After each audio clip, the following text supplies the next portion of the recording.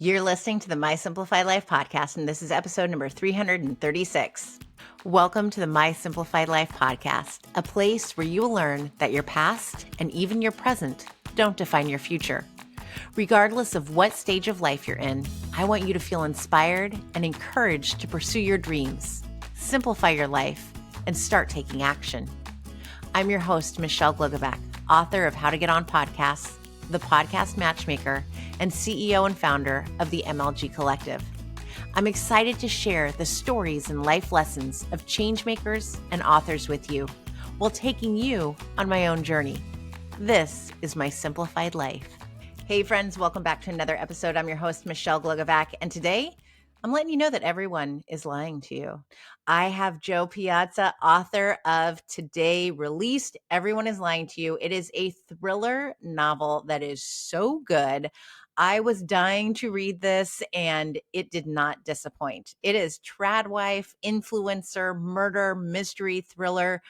Oh my gosh, it is juicy and good. And Jo is sharing all of her research, how she did this, how she crafted this book, how she published it in a year, wrote it in 3 months, and what her thoughts are about all the tradwives and the influencers, what the truth is behind it all. Hi, Jo. Hi, how you doing? I am, like I just said, I'm like fangirling, obsessing, so excited to talk to you today. I'm like gung ho. I'm probably your biggest fan right now.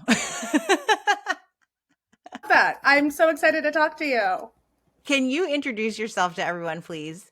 Yeah, I'm Jo Piazza. I'm a storyteller. I think that is the way that I introduce myself these days because I write books, I create podcasts, I write newsletters, I put things on social media. I fucking hate the word content creator. I just think it's dumb and not all inclusive.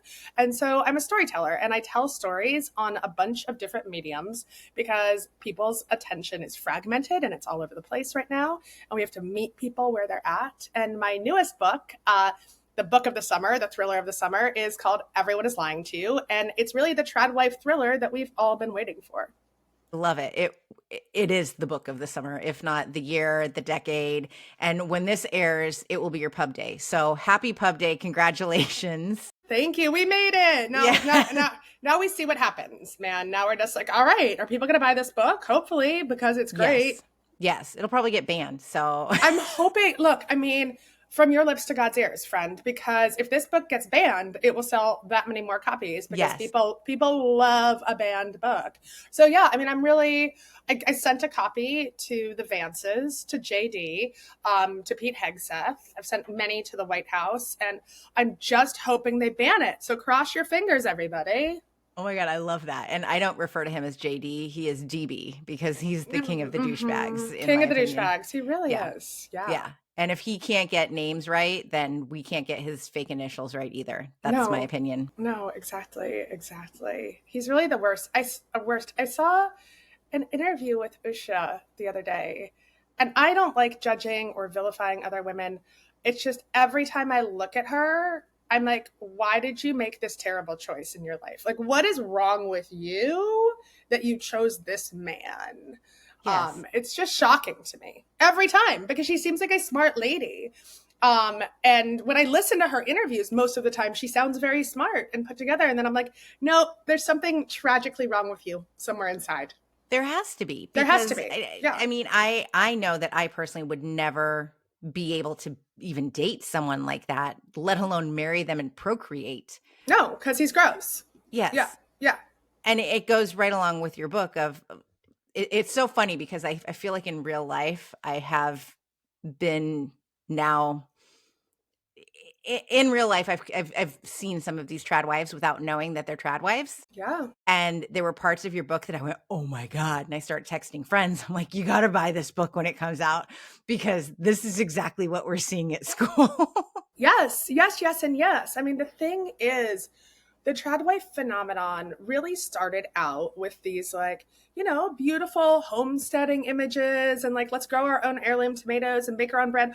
All things that are like lovely, fine, you do that. But then so much of the content is injected with messaging about women giving up their agency, women being submissive to men, how women should all get off birth control and just have more babies and essentially hand their rights over to the patriarchy. That's what this beautiful content is masking, and that's what we should be talking about. Yes. So I'm so curious as to why a woman would go for any of this. Like, I understand that this tradwife, what we see in the influencer, what we see in your book is this beautiful image of, this is what life is like, and we can live on the farm, and our children, they all look the same, and they're all dressed perfectly, and look at us in our ruffles, cleaning toilets and whatnot. And I like that you pull back the curtain in the book without giving spoilers away, but it's like, no, that's fake too.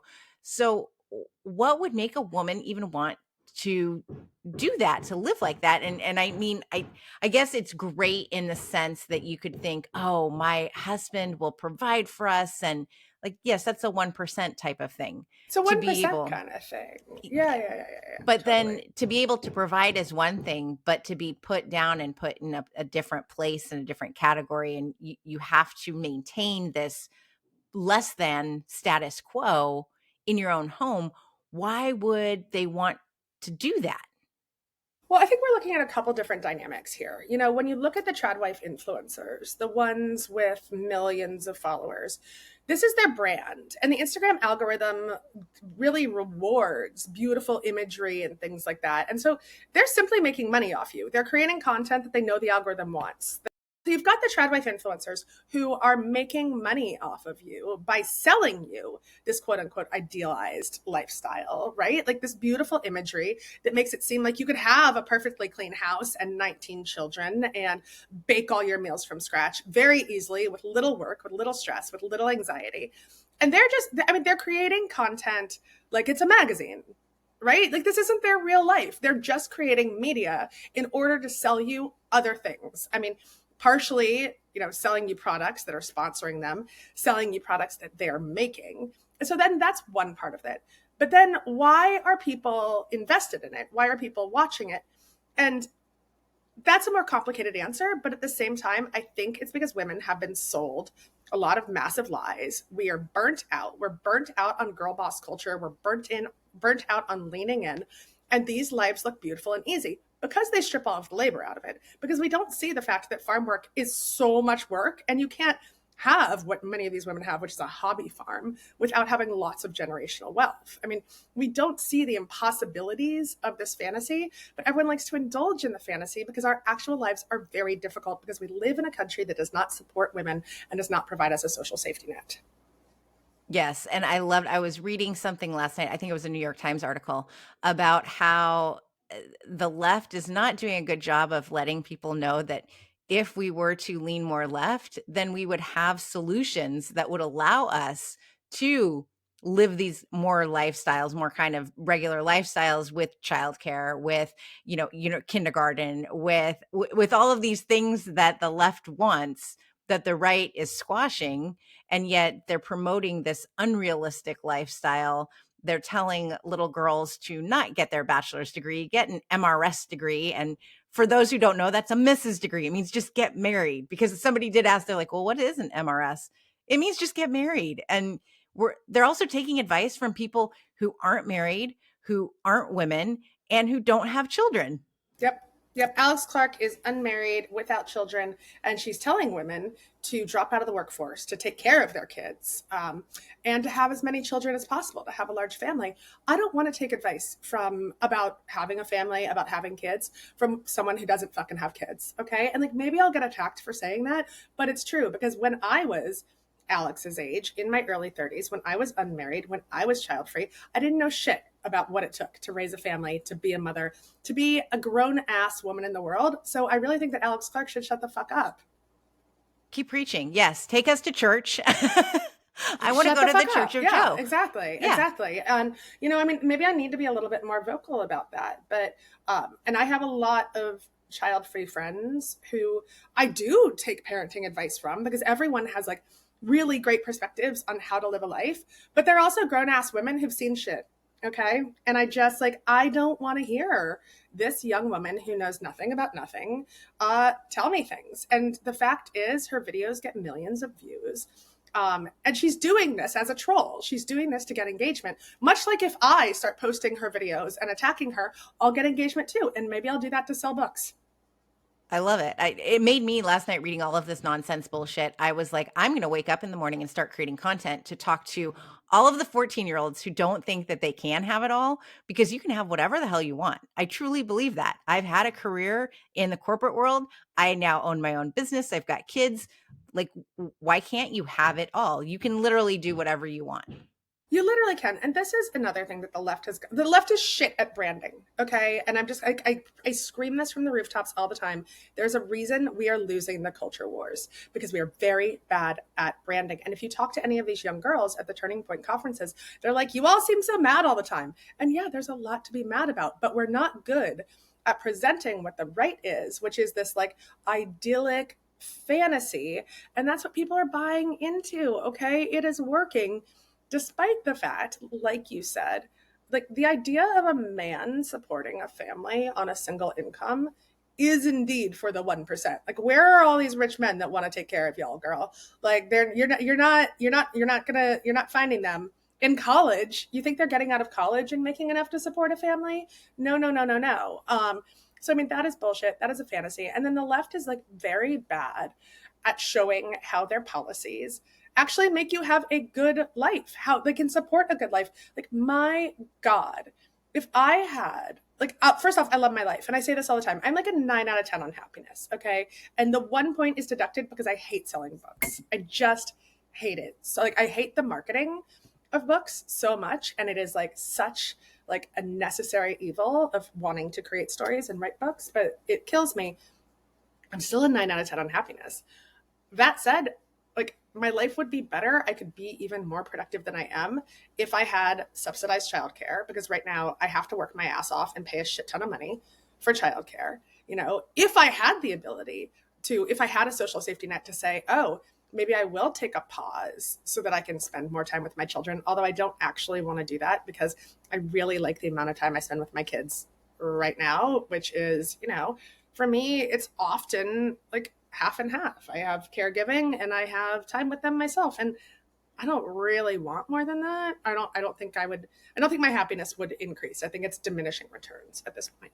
But like, the left is not selling happiness. We can have it all, but it's not going to be easy. And like, maybe you can't have it all at one time. And we need policies put in place to say you can have your job back if you take a pause for motherhood.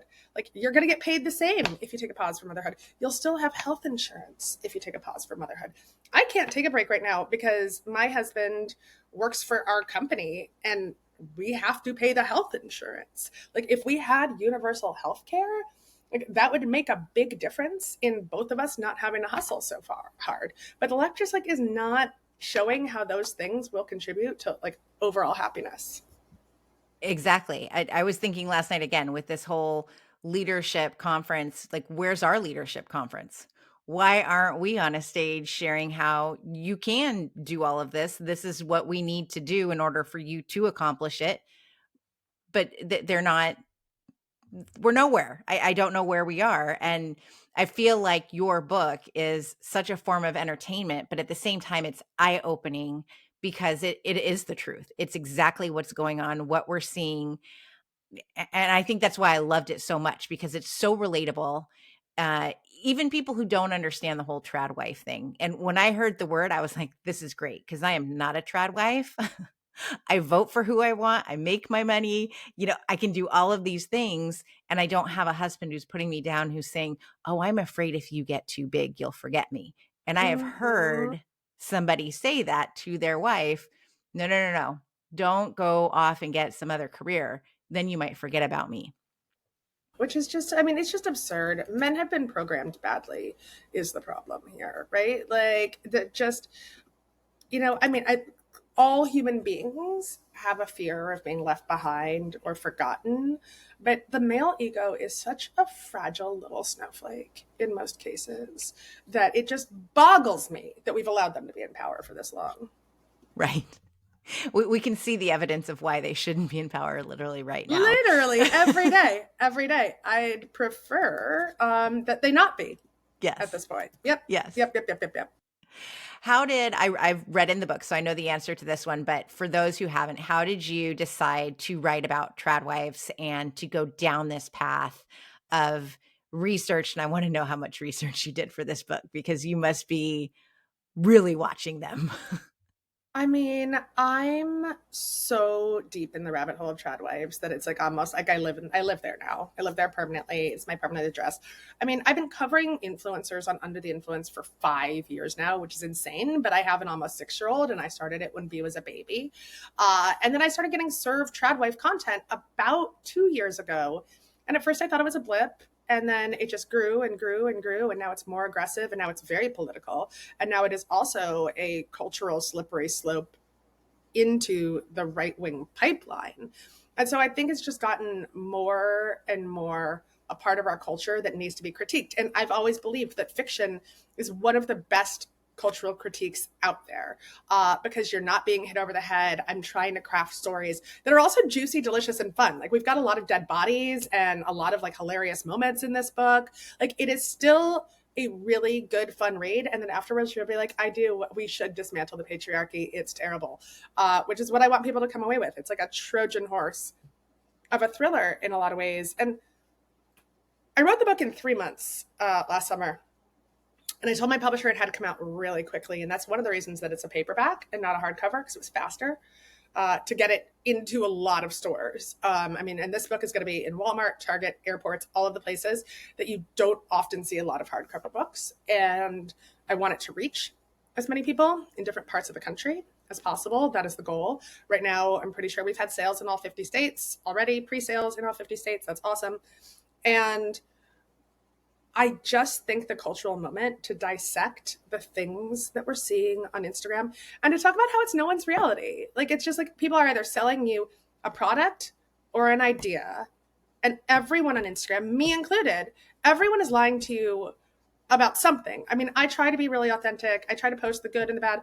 I'm trying to sell you books, man. And like, even someone who is not an active influencer who's on Instagram, they're trying to sell you the fact that they have a happy marriage when maybe they're about to get divorced, or they're trying to sell you the fact that they adore motherhood when actually, like, they wake up every morning and they're like, why did I have these kids? Like, everyone is selling something on social media, and it's not the truth most of the time. And I think that we need to have that level of media critique when we're talking about this. I love that. And I love that as an author, you've been able to tell your publisher this has to come out quickly, because I know from the other side how long it can take. It normally takes. So, do you think that you had, from an author perspective, did you have that advantage to be able to say, I need this to come out quickly because you've had 13 books? Because I think that if I went and I said, look, I've got this book, it's very timely, that they're going to laugh because the process takes so long. Process takes a long time. I mean, yes, it's because I have a track record, and because Sicilian Inheritance was very successful last summer. It continues to be very successful. I think we're in our third or fourth paperback printing. We went through 7 hardcover printings. We've sold 110,000 copies. That all matters. I'm also my own marketing machine, and I've proven that. Like, I am not going to just let the book come out and see what happens. I wake up every morning thinking about how I can sell more copies of this book. Again, why I'm probably about to drop to an 8 out of 10 on the happiness scale, because it's exhausting. But at the same time, I'm doing so much work on my end to sell that, it was easier for me to say, I can sell this if it comes out fast. I don't think the moment will exist if it comes out 2 years from now, which would have been the more traditional publishing schedule. Yeah. I'm so glad it's coming out now. It is so very timely. I don't know that people understand that, especially people who aren't in the book world, to understand how long this usually would take, and that this book is so right now. We need it.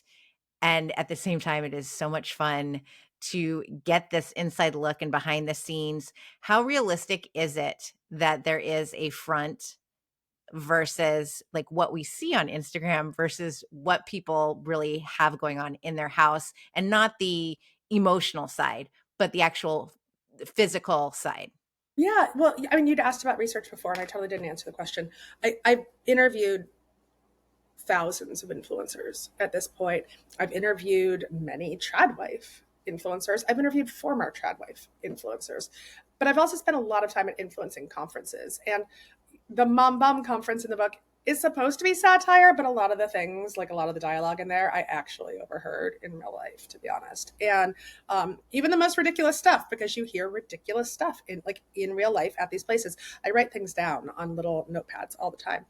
Uh, and one of the things that I discovered at a conference I went to is that you can Airbnb influencer spaces, that you can rent them out. You can rent a gorgeous kitchen to do all of your recipes. You could rent a bathroom to do your getting ready with me routine. You can even rent a bedroom to do your get up with me, get ready for bed routine, and rent nurseries that look perfect to put your kids in if you're a parent influencer. These are not your houses. You are renting them by the hour, the same way that a magazine would rent a set. So they are set pieces.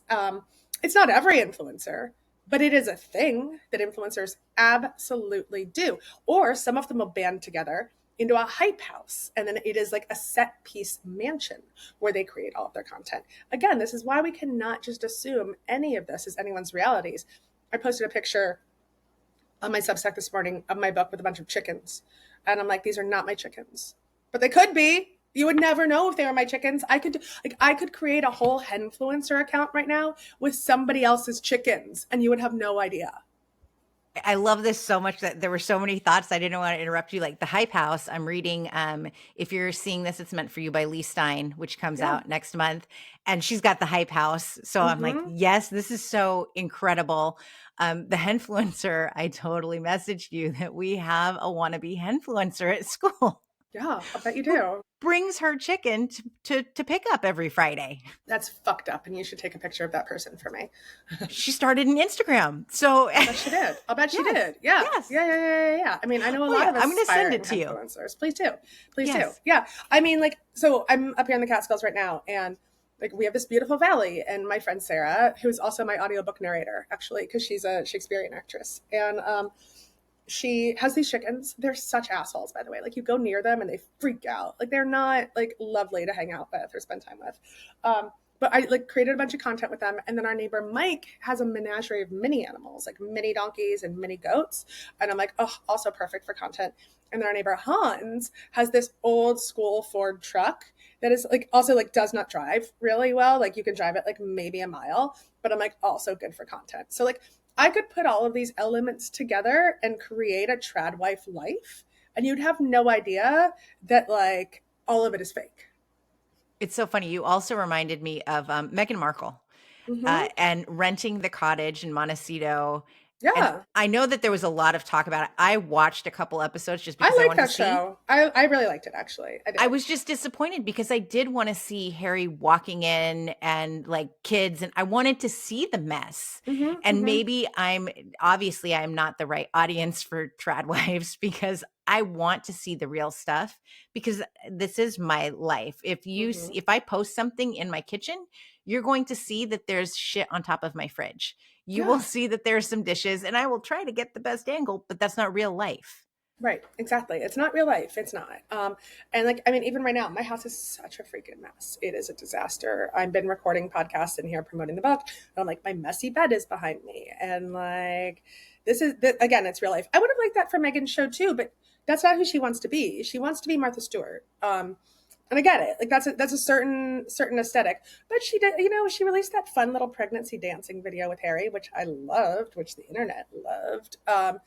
And Megan did influence me. Now I like really want bees, even though my husband's like, you actually don't want bees. He's like, that would be a lot of work and you would hate that. And Megan just paid someone to have bees for her. And I'm like, oh, I would like to pay someone to have bees for me. That's what I Yes. would like to do. Mm-hmm. Yes, I would love to have her garden. I would love to be out there picking berries and But I don't making want to things plant and them. That's the thing. I right, don't want to and plant water them them. and fertilize them and take care of them and No, I know yes. someone else has to do that. Like we have a blueberry bush here, which sometimes has blueberries, and but mostly the bears and the blue jays eat them. And we've been trying to cultivate other blueberry bushes and fruit trees and stuff. And it's been 5 years, okay? We have no fruit. We have no new fruit because it's hard. I have a little garden. also hard. Half the stuff doesn't work out. Like you have to devote your life to a garden to make it beautiful, or you have to pay someone to do it. Like someone is being paid. There's labor somewhere, and there are no shortcuts in life. And that is my big issue with the Tradwives. And I love that you're announcing this to the world, because we need to let people know who believe this that it's not real. It's not real. I mean, that's why the title of the book is Everyone is Lying to You. Like none of this is real, and it's fine if you want to. Like sometimes I like to look at these beautiful images and these reels, and I'm like, oh, maybe I would like to cook sourdough, but I'm like, no, actually, oh God, gross. I don't have a sourdough starter. I tried to start one. It was really hard. My friend Steven bakes wonderful sourdough bread. I'll just eat his bread, or I'll go to the market and buy some. Like that is not a thing that sparks joy for me. And we also just never see the work of it in these accounts. Like all of the things that go into building this fantasy. Yes, and it is a fantasy. And I absolutely love your book. I love that you have taken this on and that you've written about it. And I think you're pure genius. I know I'm fangirling and people are like, this is gross. I love you, Jo. It's amazing. And it's fucking amazing. And I love everything about it. Yeah. When I got the yes to interview you, I was like, oh my God. The text messages flew. Just so you know, I was like, this is so freaking fucking amazing. And I got the book and I love it. I want everyone to read Everyone is Lying to You. I want everyone to follow you. I love that. I was texting with a friend who's also an author, and she's like, oh, Jo's a genius. She was doing this on her Substack and getting readers involved. I'm like, oh, I need to make sure I'm subscribing too and not just following. And I love it. I think that you are genius. I think that I admire you. Sorry. Oh. You can vomit of love. I love it. I love a vomit of love all the time. I really do. I mean, yeah, I think I want this book to reach as many people as possible. It's why I'm such a sales monster, because the more books sell now, the more books get ordered. I mean, it's just like a vicious cycle. And I know it's annoying when I'm like, pre-order, order now, do this. And people are like, I have other things on my TBR. And I'm like, I know, but it's so annoying that like it actually matters how many books sell in a first week. Yes. And it is so worth it. It is so worth it. And I've actually put it in multiple Substacks. So I'm doing my part to help you so you can sleep in a bit and not wake up to think about what you have to do. Yeah. I would like that. I love it. I love it. Jo, where can everybody find you? We know that they can buy Everyone is Lying to You literally everywhere, people. So literally everywhere. Find it. Find it. And it's a paperback, so it's affordable. That's the thing. Like hardcovers are now like $30, and I love a hardcover. I will go back to hardcover for The Parisian Heist, which comes out next summer. But times are hard right now, and I want people to be able to afford this book and then pass it on to a friend or give it to a little free library. So paperback really feels right now. On Instagram, I'm at Jo Piazza Author. My podcast is Under the Influence, and my newsletter is Over the Influence.